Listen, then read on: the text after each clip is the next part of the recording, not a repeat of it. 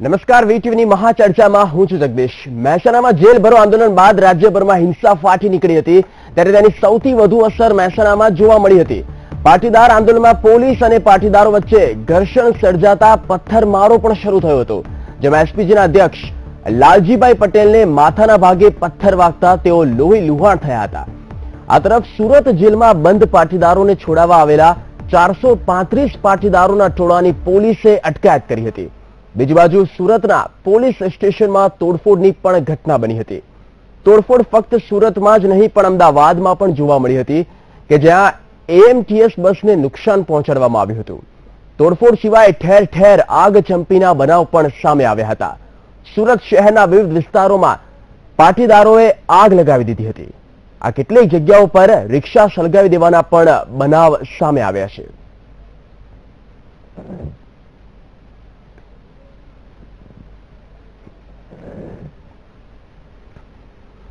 તો મહેસાણામાં પાટીદારો જેલ ભરો આંદોલન હિંસક બનતા ફરી એકવાર પરિસ્થિતિ તંગ બની છે।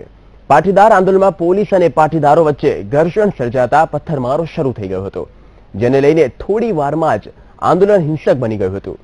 આ પથ્થરમારામાં એસપીજીના અધ્યક્ષ લાલજી પટેલને પથ્થર વાગતા માથાના ભાગે લોહી નીકળ્યું હતું, જેને લઈને તેમને સારવાર અર્થે હોસ્પિટલ ખસેડવામાં આવ્યા હતા। બીજી તરફ મહેસાણામાં કેટલીય જગ્યાએ આગ લાગવાના બનાવો સામે આવ્યા હતા, જેને લઈને પોલીસે તુરત જ ચુસ્ત બંદોબસ્ત ગોઠવી દીધો હતો। સાથે જ મહેસાણામાં કર્ફ્યુ લાદવામાં આવ્યો હતો। મામલાને થાળે પાડવા પોલીસે ટીયર ગેસના સેલ પણ છોડ્યા હતા। હિંસક ટોળાએ મંત્રી નીતિન પટેલની ઓફિસ પર પણ પથ્થરમારો કર્યો હતો। સાથે જ વોટર કેનનનો પણ ઉપયોગ કરવામાં આવ્યો હતો। આ બનાવને પગલે મહેસાણામાં ઇન્ટરનેટ સેવા બંધ કરી દેવામાં આવી છે। સાથે જ આવતીકાલે ગુજરાત બંધનું એલાન પણ આપવામાં આવ્યું છે।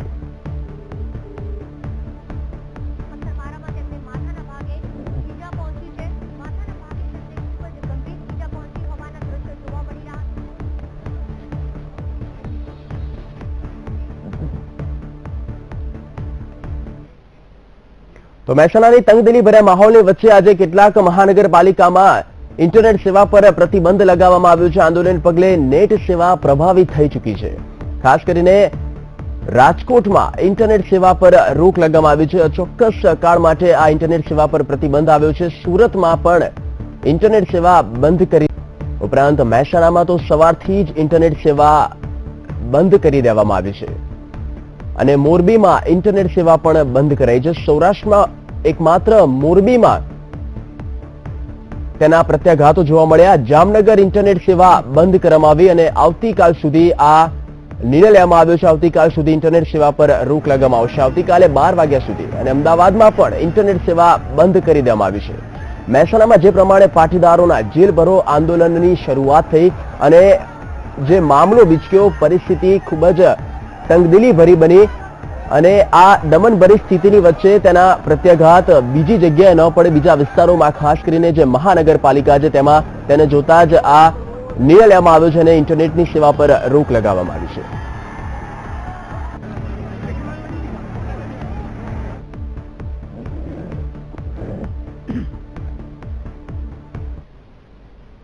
તો મહેસાણામાં જેલ ભરો આંદોલનને જોતા જ મુખ્યમંત્રી આનંદીબેન પટેલની એક ટ્વીટ સામે આવે છે, જેમાં શાંતિ જાળવવાની મુખ્યમંત્રી આનંદીબેન પટેલે ટ્વિટરના માધ્યમથી આ ટ્વીટ કર્યું છે।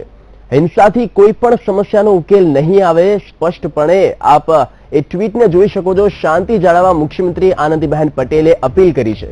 એક તરફ વલસાડમાં જે કાર્યક્રમ હતો, કાર્યક્રમ દરમિયાન જે મીડિયા સમક્ષ તેમણે જણાવ્યું હતું કે આ પ્રકારે આંદોલન તો થયા કરે અને થોડીક જ ક્ષણોમાં જ્યારે તાત્કાલિક ધોરણે એક બેઠકનું આયોજન કરવામાં આવ્યું આરજી અલોરિયાની અધ્યક્ષતા હેઠળ। આ બેઠકમાં મુખ્યમંત્રી આનંદીબેન પટેલે તે જ સમયે ટ્વીટ કરીને તેમને વધુ એક નિવેદન આપ્યું અને સહકાર અને સહમતિ દાખવવાના પક્ષમાં એક સકારાત્મક વલણ આપ્યું છે।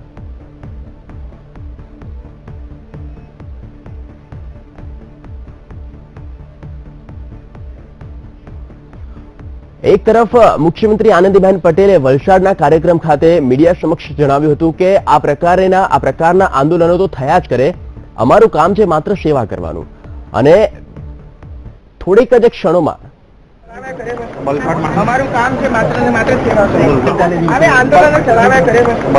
અમારું કામ છે માત્ર ને માત્ર સેવા કરવી. હવે આંદોલનો ચલાવ્યા કરે બસ. અમારું કામ છે માત્ર ને માત્ર સેવા કરવી. હવે આંદોલનો ચલાવ્યા કરે બસ. અમારું કામ છે માત્ર ને માત્ર સેવા કરવી. તો મહેસાણામાં જે પ્રમાણે તંગદિલી ભર્યો માહોલ સર્જાયો તેની અસર હવે સીધી દિલ્હી સુધી જોવા મળી. ગૃહપ્રધાન રાજનાથસિંહે આનંદીબહેન પટેલ સાથે વાત કરી છે.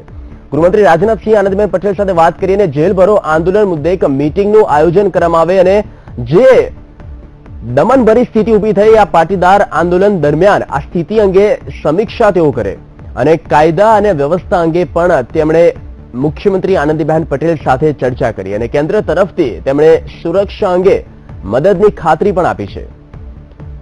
તો ગૃહમંત્રી રાજનાથસિંહે મુખ્યમંત્રી આનંદીબહેન પટેલ સાથે વાતચીત કરી.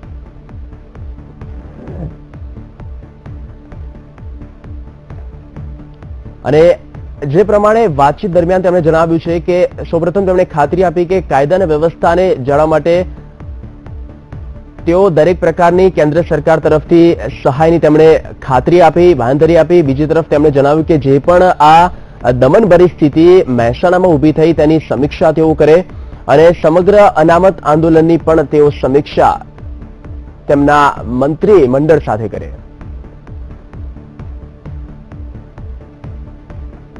તો મહેસાણાના જે પરિસ્થિતિનો સામનો કરવામાં આવી રહ્યો છે, એક તરફ પાટીદાર અને બીજી તરફ પોલીસ વચ્ચે મામલો વધારે ગરમાયો.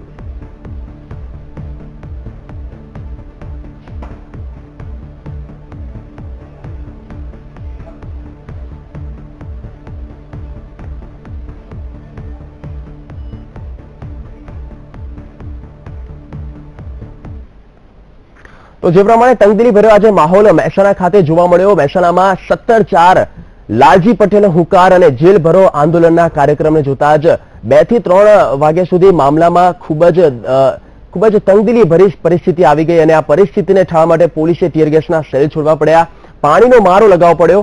શા માટે આ પરિસ્થિતિ ઊભી થઈ, આ જ મુદ્દાને આપણે આજે ઉભો કર્યો છે અને આ મહાચર્ચામાં આપણી સાથે જોડાયા છે. સૌપ્રથમ જગદીશભાઈ ભાવસાર, જેઓ ભાજપના નેતા છે, સાથે જ પરેશભાઈ પટેલ વડોદરાથી જોડાયા છે, પાસ કન્વીનર, ઉપરાંત Sudhir S Raval VTV editor અને તેજાભાઈ રબારી ઓબીસી અગ્રણી. ખૂબ ખૂબ સ્વાગત છે આપ ચારે મહાનુભાવોનું. શરૂઆત કરીએ આજની ચર્ચાથી. જગદીશભાઈ, ખાસ કરીને જ્યારે આજે પોલીસે ટીયર ગેસના સેલ છોડવા પડ્યા, પાણીનો મારો કરવો પડ્યો, શા માટે? સૌપ્રથમ તો વીટીવીના માધ્યમથી અને વીટીવી બી હું સતત બપોરે લાઈવ જે ચાલતું તે જોઈ રહ્યો હતો. વીટીવી પણ જ્યારે આ બધી બાબતો ત્યાં ઉપસ્થિત થઈ મહેસાણાના અંદર, એ તુરત જ શાંતિ માટેની અપીલ કરી હતી. ભારતીય જનતા પાર્ટીના પ્રદેશ અધ્યક્ષ, રાજ્યના મુખ્યમંત્રીશ્રી અને અનેક અગ્રણીઓ પણ શાંતિ માટે અપીલ કરી છે. આપણા માધ્યમથી સૌને શાંતિ જાળવવા માટે હું આપણા માધ્યમથી અપીલ કરું છું. જે મુખ્ય મારો જે સવાલ છે જગદીશભાઈ, આ ક્યાં ભૂલ થઈ ગઈ એવી તો જે પરિસ્થિતિ બેકાબુ બની ગઈ? જો આ અત્યારે ગુજરાતની અંદર જે પ્રકારે આંદોલન ચાલી રહ્યું છે, ભૂતકાળના અંદર પણ ગુજરાતના અંદર રાજકીય પક્ષો અનેક માગણીને લઈને વિદ્યાર્થી આગેવાનો એ બધાએ આ પ્રકારના આંદોલનો કરેલા છે. જેલ ભરો જે આંદોલન જે હોય છે, એ જેલ ભરો આંદોલનના અંદર એ એક બોર્ડર નક્કી હોય છે કે ત્યાં સુધી જવું અને પોલીસ હિરાસતમાં લે તો આપણે પકડી જવું. પરંતુ જ્યારે માસ ભેગો થઈ જાય ત્યારે એને કંટ્રોલ કરવો ખૂબ જ અઘરો હોય છે ને એમાં આ ઘટના આજે ઉપસ્થિત થઈ એવું લાગે છે. પોલીસ તો દૂર હતી, જે આપણે દ્રશ્યો જોતા હતા એની અંદર, અને ક્યાંકથી કોઈ ઘટના ઉપસ્થિત થઈ એમાં પોલીસે કંટ્રોલ કરવા માટે પોતાનું નાનું મોટું કામ કર્યું છે. પરંતુ પોલીસે પણ કંટ્રોલ પોતે સંયમપૂર્વક કરવો જોઈએ એવું ચોક્કસ હું માનું છું.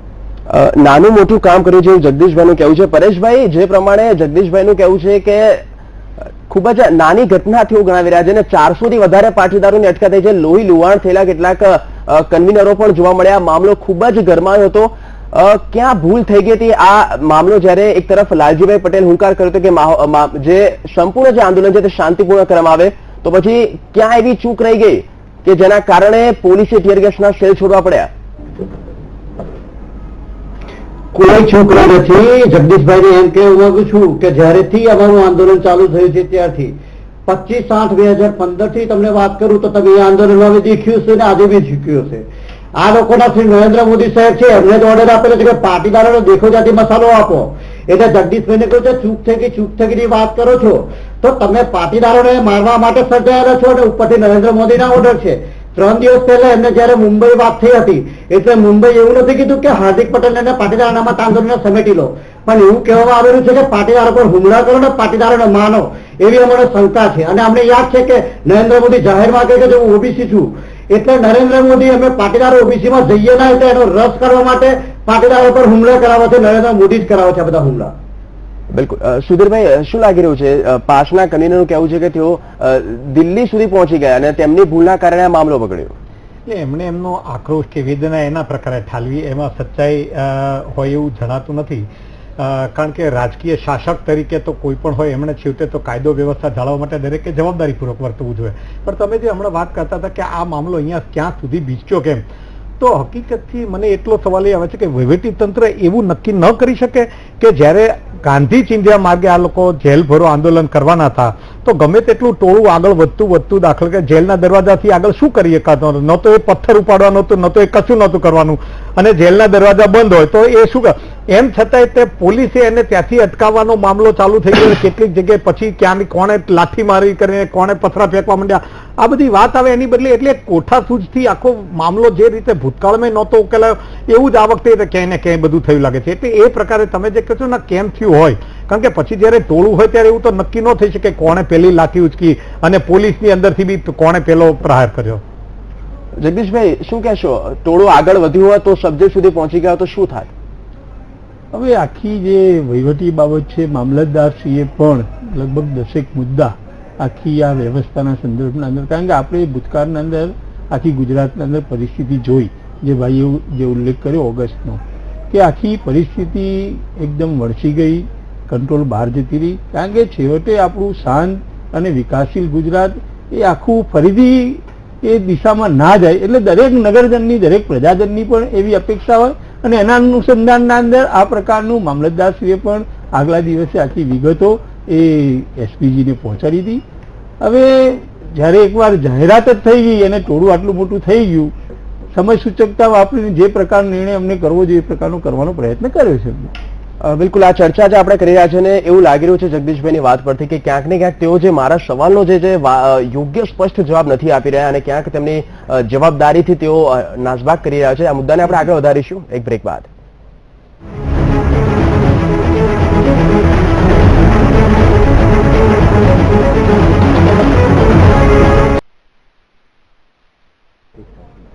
Welcome back. આજે જે પ્રમાણે મહેસાણામાં તંગદિલી ભર્યો માહોલ સર્જાયો ત્યારે આ મહાચર્ચા આપણે આજે ગોઠવી છે અને આ સાથે જે કોંગ્રેસની સૌપ્રથમ શું પ્રતિક્રિયા છે તે સાંભળીએ. ગુજરાતમાં વિકાસની બધી બડાશો અત્યાર સુધી વિકાસ એ સુખી સમાજ જે કહેવાય એવો પાટીદાર સમાજો રોડ ઉપર આવે, જેલ ભરવાની નોબત આવે અને એ બધામાં હું માનું ત્યાં સુધી આખો સમાજ એટલો દુઃખી છે કે જે વર્ષોથી ભાજપને સત્તા ઉપર બેસાડવામાં સિંહ ફારો હતો એ સમાજ જલ્દીથી આ સરકારને દૂર કરો એ મનસ્થિતિમાં આવ્યો છે. અને નિર્દોષ છોકરાઓને જેલમાં રાતરો દેશરો એ પ્રમાણે જેલમાં પૂરી રાખવા, તહેવારોમાં બહાર ન કાઢવા, સરકારની એક બડાશ ખોટી જે કહેવાય હઠાગ્રહ જે કહેવાય સત્તારો હઠ રાજહઠ, એના પરિણામે આ બધું બન્યું છે. પાટીદાર સમાજ સ્વાભાવિક જેલ ભરે કે હા કરે ના કરે બધું ઓછું છે. એમને તો આ સરકાર જાય એવો પ્રયત્ન કરવો જોઈએ તો જેલ ભરવાની નોબત નહીં આવે, છોકરાઓને છોડી મૂકવાને પ્રોબ્લેમ નહીં થાય. તાત્કાલિક ભાજપની સરકાર ગુજરાતમાં જાય એવું પાટીદાર સમાજે પ્રયત્ન કરવો જોઈએ અને એ બધામાં જે કંઈ થાય તમામ સાથ સહકાર અમે આપતા રહીશું. ગુજરાતની અંદર આની પહેલા પણ પાટીદાર યુવાનોએ આંદોલન કર્યું એટલે એમને જેલમાં પૂરવામાં આવ્યો, એની સાથે ચર્ચાનો ઇનકાર કરવામાં આવ્યો. જ્યારે આંદોલન કરવાની કે સભા સરઘસ યોજવાની માગણી કરવામાં આવે ત્યારે ઇનકાર કરવામાં આવે અને છતાં પણ થાય તો એના ઉપર લાઠી ગોળી ચલાવી અને રાજ્ય સરકાર છે આ આંદોલનને દબાવી દેવામાં કોશિશ કરી રહી છે.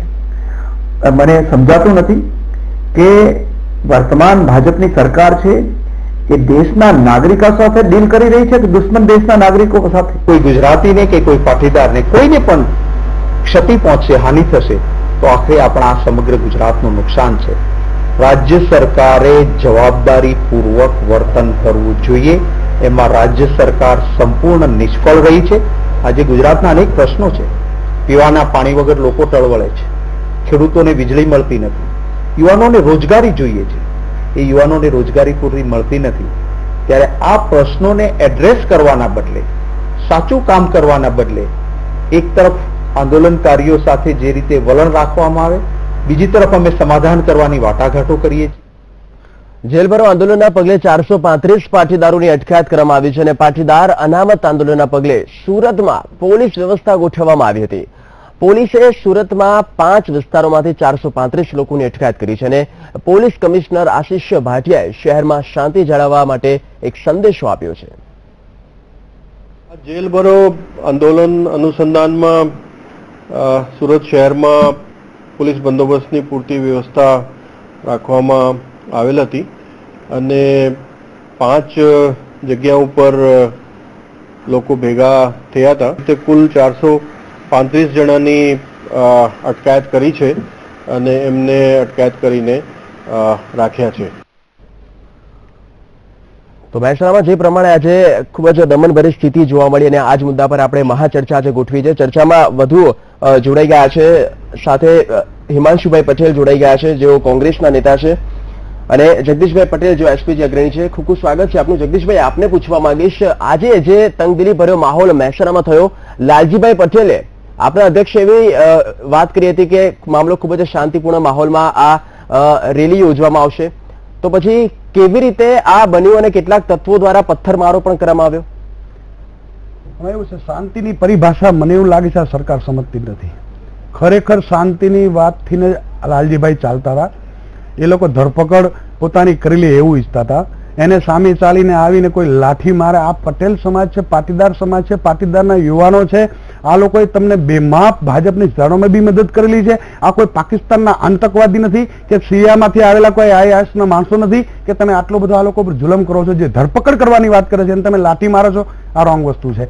આનો ખરેખર આ સરકાર સમજતી નથી અથવા તો જાણી જોઈને સમજતી નથી, એ મને સમજાતું. હિમાંશુભાઈ, આપને શું લાગે છે આમાં ક્યાં કોની ભૂલ થઈ ગઈ? જો જે પ્રમાણે છેલ્લા 6-7 મહિનાથી પાટીદાર આંદોલન જે સ્વરૂપે ગુજરાતમાં ચાલી રહ્યું છે, એ જોતા એવું લાગે છે કે આ સરકાર પોતાના જે પ્રશ્નો છે, મેઇન જે એના ફેલિયરના, વિકાસની વાતો કરી, વિકાસનો ફળ આપવાની વાતો કરી, પણ વિકાસ ક્યાંય થયો નહીં. એના પરિણામ સ્વરૂપે ગુજરાતનો જ કોઈ એક જે સમાજ જેમને ગુજરાતના વિકાસના ફળ ના મળ્યા, એના ભાગરૂપે એ લોકો આંદોલન કરવા નીકળ્યા. કેમ કે અનામત આંદોલન એ રોજગારી માટેનું આંદોલન છે. અનામતમાંથી જે અત્યારે રોજગારીનું સર્જન નથી થયું ગુજરાતમાં, એના કારણે જે યુવાનોને લાગે છે કે અત્યારે અનામત નહીં મળે તો અમારું ભવિષ્ય આંધળું છે. એના કારણે જે અનામત આંદોલન ઉગ્ર સ્વરૂપે ગુજરાતમાં જોર પકડાયેલું છે. પણ એની આ સરકાર એને જે વાટોઘાટો કરવામાં અને એને જે સ્વરૂપ વાટાઘાટો કરવામાં નિષ્ફળ ગઈ છે અને જે પાટીદાર આંદોલનને એક ઉગ્ર સ્વરૂપ આપી દીધું છે.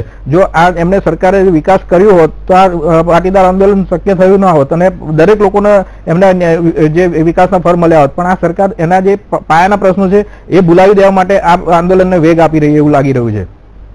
પરેશભાઈ જેઓ બરોડાથી જોડાયા છે, પરેશભાઈ આપને પૂછવા માંગીશ, જ્યારે આ મામલો, જ્યારે માહોલ જે ખૂબ જ ગંભીર રીતે સામે આવ્યો અને પોલીસે ટીયરગેસના શેરે છોડવા પડ્યા, પાણીનો મારો કરવો પડ્યો અને સામે પણ પથ્થરમારો થયો અને લાલજીભાઈ પટેલનું જે પ્રમાણે તેમના માથાના ભાગે વાગ્યું હતું, આ કેટલું યોગ્ય?